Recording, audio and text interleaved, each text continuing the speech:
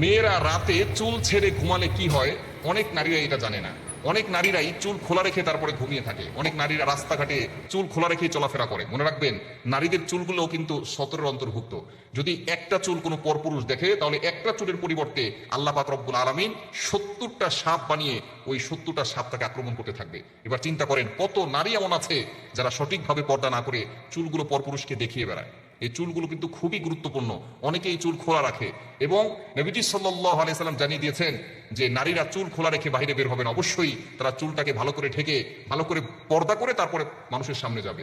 কিন্তু অনেক নারী এমন আছে যে তারা চুল খোলা রেখে রাস্তাঘাটে চলাফেরা করে এবং অনেক সময় আমাদের যে সমাজ আছে, বিল্ডিং এর ছাদের উপরে, বাসার ছাদের উপরে তারা চুল খোলা রেখে চলাফেরা করে এবং যখন আজান দেয় তখন তারা চুল খোলা রাখে। এটা কিন্তু খুবই গুরুত্বপূর্ণ একটি বিষয়। অনেক নারীরা এটা জানে না এবং নারীরা যে কোনো জায়গায় চুল ফেলে রাখে। এই চুল যে কোনো জায়গায় ফেলে রাখলে কিন্তু আপনাকে ব্ল্যাক ম্যাজিক করতে পারে কিছু মানুষ। এবং অনেকে আছে যে চুল যেখানে সেখানে ফেলে দেয়, চুল যখন ঝরে পড়ে যায় যেখানে সেখানে ফেলে।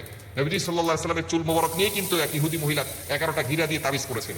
সুতরাং চুলগুলো খুব সাবধানে রাখার চেষ্টা করবেন। চুলগুলো জমিয়ে মাটিতে গর্ত করে তারপরে সেখানে পুঁতে রাখবেন। এটাই হচ্ছে সঠিক নিয়ম। অনেকে চুল যেখানে সেখানে ফেলে দেয়, যার কারণে পরবর্তী সময়ে সে বদনজরের শিকার হয়, এরপরে জাদুর শিকার হয়। এই জন্য অবশ্যই আমাদেরকে এই বিষয়ে সতর্ক থাকতে হবে। যেখানে সেখানে চুল খোলা রেখে যাবে না, তাহলে কিন্তু জিনের আসর লাগতে পারে। এবং রাতের বেলা ঘুমালে কিন্তু আমাদের আশেপাশে অনেক জিন জাতি থাকে, বদজিন। যে বদজিনগুলো আমাদেরকে ক্ষতি করার চেষ্টা করে এবং নারীদেরকে বেশি ধরে থাকে। কেননা নারীরা আল্লাহ প্রদত্ত কিছু অসুস্থতার সময় আছে, বিশেষ যে সময়গুলো থাকে অসুস্থতার সময়, তখন যদি তারা বাহিরে চুল খোলা রেখে ঘোরাফেরা করে, অপবিত্র থাকলে জিনটা তাদের উপরে বেশি অ্যাটাক করে থাকে এবং চুল খোলা রাখলে তাদের উপরে অ্যাটাক করে থাকে। বিশেষ করে নারীরা আজানের সময় চুল খোলা রেখে বাহিরে বের হবে না। কারণ আজানের সময় যখন আজান দেওয়া হয় তখন শয়তান পলায়ন করতে থাকে। যতদূর পর্যন্ত আজানের শব্দ যায় ততদূর পর্যন্ত শয়তান দৌড়াতে থাকে। তখন কিন্তু কুকুর এই শয়তানকে দেখে আওয়াজ করে, ঘেউ ঘেউ করে আওয়াজ করে, কেননা কুকুর শয়তানকে দেখতে পারে যখন শয়তান দৌড়াতে থাকে।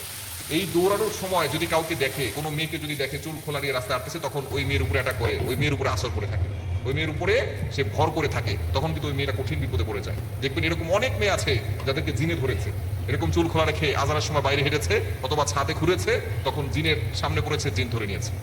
সুতরাং রাতের বেলা ঘুমানোর সময়ও আপনি চুল খোলা রেখে ঘুমাবেন না, চুল খোলা রেখে ছেড়ে দিয়ে তারপরে ঘুমাবেন না। হতে পারে কোনো জিন আপনাকে দূর থেকে অ্যাট্রাকশন করতে পারে, আর জিন যদি একবার কাউকে ধরে তাহলে কিন্তু কঠিন বিপদে পড়ে যায়। যখন কোনো মানুষের ভিতরে জিন ভর করে তখন কিন্তু সেই মানুষের কতটা কষ্ট হয়, যাদের উপরে ভর করে তারাই মাত্র বুঝতে পারে, এছাড়া অন্য কেউ বুঝতে পারবে না। যখন ভর করে ভিতরে ঢুকে তখনও কষ্ট হয়, যখন বের হয় তখনও কষ্ট হয়।